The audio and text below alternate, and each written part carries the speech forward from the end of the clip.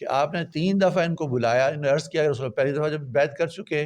تو جو لشکر کا یعنی جو درمیانی حصہ تھا وہ جب بیعت کرنے کے لیے آئے تو آپ نے ان کو پھر بلایا کہ سلمہ تم آؤ تم بھی بیعت کرو، تو انہوں نے عرض کیا یا رسول اللہ صلی اللہ علیہ وسلم میں تو بیعت کر چکا، تو آپ نے کہا دوبارہ بیعت کرنے میں کیا حرج ہے، تو پھر انہوں نے بیعت کی، پھر 30 دفعہ ان کو بلایا تو پھر انہوں نے عرض کیا کہ میں تو 2 دفعہ بیعت کر چکا، پھر آپ نے فرمایا 30 دفعہ بیعت کرنے میں کیا حرج ہے۔ پھر ان کو آپ صلی اللہ علیہ وسلم نے جو ہے ڈھال بھی عطا کی صلح حدیبیہ کے موقع پہ، یہ ڈھال انہوں نے اپنے چچا کو دی، تو آپ صلی اللہ علیہ وسلم پوچھا اور ڈھال کا کیا ہوا، تو انہوں نے عرض کیا یا رسول اللہ وہ ڈھال میں نے اپنے چچا کو دی، ان کے پاس تو کوئی ہتھیار تھا ہی نہیں، تو حضرت صلی اللہ علیہ وسلم تمہاری مثال تو ایسی ہے جیسے کوئی شخص یہ دعا کرے یا اللہ مجھے ایسا دوست دے جو مجھے میری جان سے بھی زیادہ پیارا ہو، تو حضور اقدس صلی اللہ علیہ وسلم کی خاص شفقت اور محبت ان کے ساتھ تھی۔ یہی اس حدیث کے راوی ہیں جس کے اندر جو ہے غزوہ خیبر کے سارے واقعات ہیں، تو وہ اپنے بھائی کے بارے میں کہتے ہیں کہ جب ہم خیبر کی طرف جو سفر کر رہے تھے تو میرے بھائی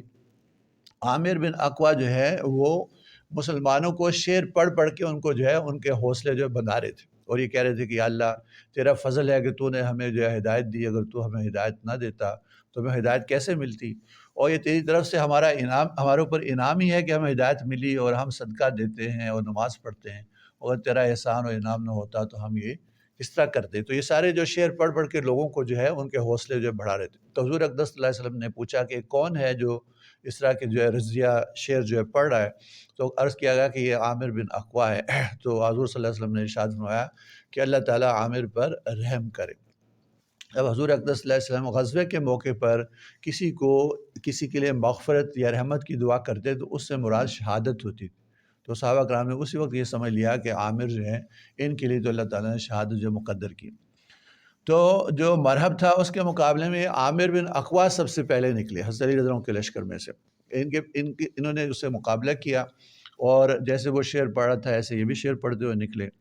اور اس نے ان کے اوپر جو تلوار چلائی تو ان کی جو ڈھال تھی اس کے اندر اس کی تلوار جو ہے وہ اٹک گئی، تو انہوں نے نیچے سے اس کے اوپر حملہ کیا، لیکن ان کی تلوار جو تھی وہ اس کی لمبائی جو ہے بہت چھوٹی تھی، تو جب انہوں نے حملہ کیا تو بجائے اس کے کہ وہ تلوار ان کی اس کی پنڈلی تک پہنچتی اور اس کو جو ہے اس کی پنڈلی کاٹتی،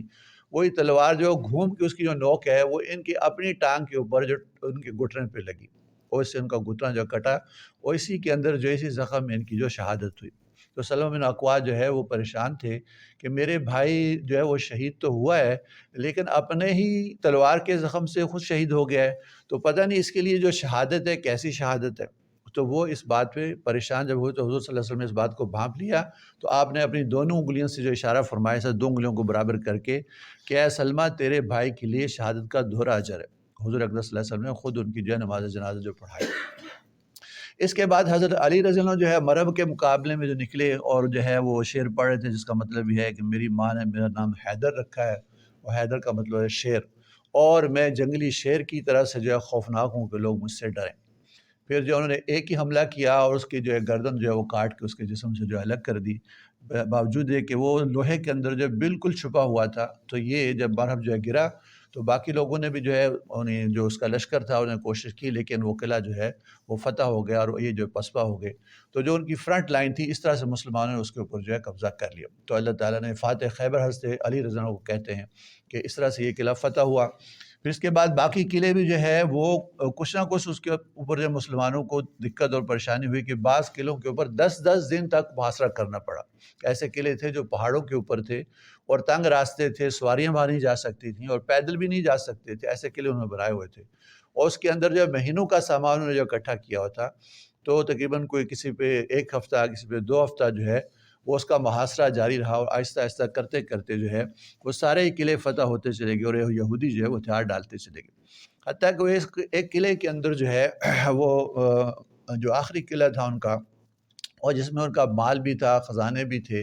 اور بنو نذیر کا جو خاندان تھا اس کا وہ قلعہ تھا، یعنی بنو نذیر کے لوگ جو بڑے مالدار سمجھے جاتے تھے اور مدینہ سے وہ خیبر میں گئے تھے تو ان کے سارے مال اموال اور خزانے اسی قلعے میں تھے،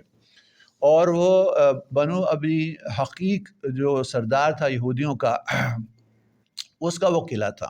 اور کنانہ بن ابو حقیق جو ہے اس کا بیٹا، 2 بیٹے تھے، ایک کا نام حوزہ تھا ایک کنانہ،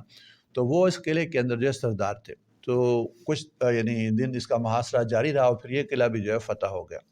اور پھر یہودیوں نے حضور صلی اللہ علیہ وسلم سے جو ہے عرض کیا کہ اس کے اندر جو ہمارے بچے اور عورتیں بھی ہیں، تو آپ ہمارے ساتھ جو ہے صلح کر لیں۔ تو حضور اقدس صلی اللہ علیہ وسلم نے ان کی یہ صلح کی جو گزارش ہے اس کو قبول کیا، اور ان کے ساتھ جو اس بات پہ صلح ہو گئی جو انہوں نے خود ہی طے کی تھی کہ آپ ہماری جان بخشی کر دیں اور ہمارے بیوی بچے جو ہمارے پاس ہی رہنے دیں، اور جو ہمارا مال اموال ہوگا وہ ہم آپ کو دے دیں گے، اور پھر ہم سے یہاں سے جو چلے جائیں گے۔ تو اس بات کے اوپر جو ہے انہوں نے یہ صلح جو ہے طے کی، لیکن اس صلح کے اندر بھی انہیں ڈنڈی ماری اور اس کے اندر بھی خیانت کی، جس کے نتیجے میں یہ جو دو سردار ہیں کنانہ بن ابی حقیق، اس کو جو ہے وہ قتل کیا گیا، چونکہ اس نے جو ہے جو مال تھا اس کو لے جانے اور چھپانے کی، جو زمین کے اندر اس کو چھپایا، اور جو اس کے چچا زاد بھائی نے جو ہے اس کی مخبری کی اور بتایا کہ یہ کنانہ نے جو ہے اپنا خزانہ زمین کے اندر جو ہے چھپایا ہوا ہے، تو جس کے نتیجے میں اس کو جو ہے قتل کیا گیا۔ ام المومنین حضرت صفیہ رضی اللہ عنہا اسی کے نکاح میں تھیں، اس کی بیوی تھیں۔ تو پھر حضور اقدس صلی اللہ علیہ وسلم سے ان کا نکاح ہوا، یعنی خیبر کی فتح سے جو واپسی پہ، تو ان کے چہرے کے اوپر جو ہے وہ زخم کا تھپڑ کا نشان تھا۔ حضور اقدس صلی اللہ علیہ وسلم نے جو ہے ان سے پوچھا کہ صفیہ تیرے چہرے پہ یہ جو زخم کا نشان ہے یہ کیسا ہے؟ تو انہوں نے کہا کہ میں نے اپنے خامد کنانہ کو اپنا خواب سنایا، اور میرے وہم و گمان میں بھی نہیں تھا کہ آپ جو ہے وہ خیبر کے اوپر جو حملہ کرنے والے ہیں، اس سے پہلے کی یہ بات ہے کہ میں نے اپنے خاوند سے یہ کہا کہ میں نے خواب یہ دیکھا ہے کہ چاند کا ایک ٹکڑا جو ہے وہ ٹوٹا ہے، کٹا ہے، اور میری گود میں آ کے گرا ہے، اور میں نے اسے چاند کے ٹکڑے کو جو ہے میں نے سنبھالا ہے۔ تو میرے خاوند نے میرے منہ کے اوپر تھپڑ مارا اور کہا کہ تو یثرب کا جو بادشاہ ہے اس کے تو خواب دیکھ رہی ہے، یعنی حضور اقدس صلی اللہ علیہ وسلم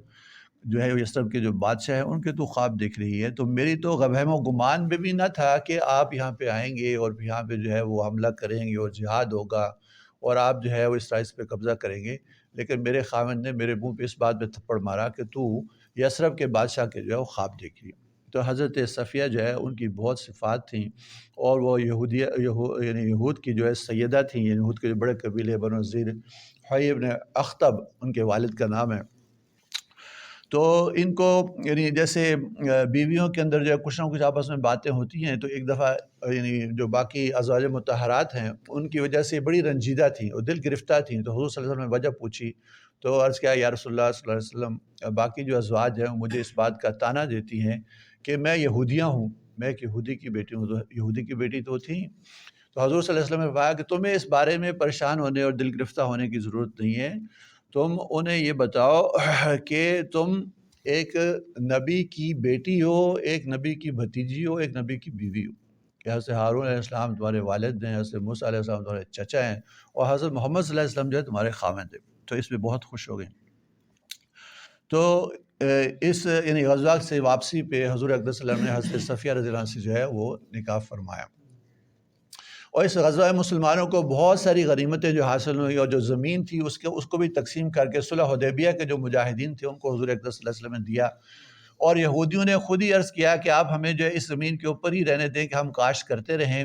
اور پھر ہم جو اس کاشت کی جو پیداوار ہوگی، کھجوروں کی ہوگی یا کھیتوں کی ہوگی، وہ ہم آپ کے ساتھ آدھوں آدھ جو ہے وہ آپ کو دیں گے، کہ آدھی اس کی پیداوار جو ہے وہ ہم آپ کو دے دیا کریں گے، اور باقی آدھی جو ہے وہ ہم اپنے استعمال میں لائیں گے۔ تو حضور اقدس صلی اللہ علیہ وسلم کی یہ شرط بھی جو ہے وہ مان لی کہ ٹھیک ہے تم اس کے اوپر جو ہے مزارت کرتے رہو، مساقات کرتے رہو۔ تو اس لیے علماء اس سے جو ہے یہ مسئلہ یعنی نکالتے ہیں کہ اپنی زمین کو کسی کی مزارت میں دینا، کوئی دوسرا شخص جو اس کے اوپر جو ہے کھیتی